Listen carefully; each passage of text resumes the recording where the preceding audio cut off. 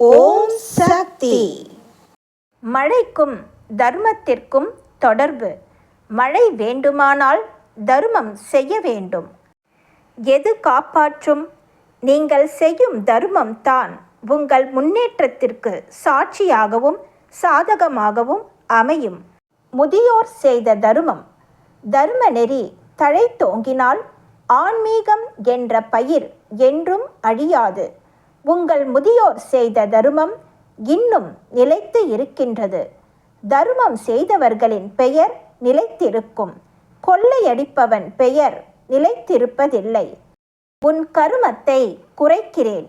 இருப்பவனிடம் இருந்து வாங்கி இல்லாதவனுக்கு கொடுக்கச் சொல்கிறேன். கொடுப்பவனுக்கும் கர்மத்தை குறைக்கிறேன்.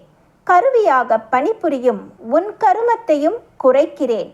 நீ கருவியாக இருக்க வேண்டும், கரியாக ஆகிவிடக்கூடாது. தர்ம சிந்தை வளர வேண்டும். ஒவ்வொருவர் உள்ளத்திலும் தர்ம சிந்தை வளர வேண்டும். தர்மம் செய்ய வேண்டும் என்கிற எண்ணம் இருக்க வேண்டும். மேல்மருவத்தூர் இந்த இடத்தை அறக்கூடமாக அறச்சாலையாக மாற்ற வேண்டும். கடன் வாங்கியாவது தர்மம் செய்.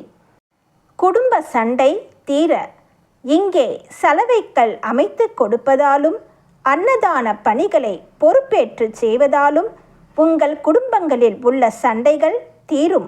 தர்ம நெறிதான் பாதுகாப்பு. தர்ம நெறியில் வாழ்பவனுக்குத்தான் இனி பாதுகாப்பு உண்டு. பிச்சை எடுத்தாவது ஒவ்வொரு வீடாக சென்று அன்னதானத்திற்கு அரிசி வாங்கி வந்து அன்னதானம் செய். பிச்சை எடுத்தாவது ஆன்மீகத்தை வளர்க்கப்பார்.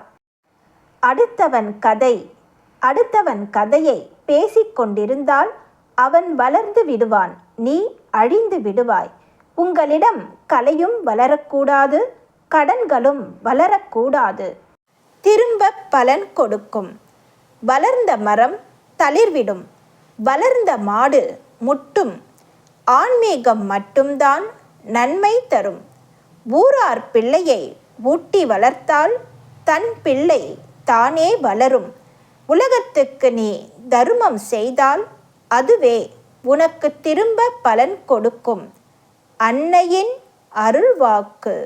என்னுடைய அருள்வாக்கு என்ற பாத்திரத்தை பயன்படுத்தி எதிர்கால வாழ்வினை அமைத்து கொள்ள வேண்டும். எல்லோருக்கும் பகிர்ந்தளிக்க வேண்டும். அன்னையின் அருள்வாக்கு.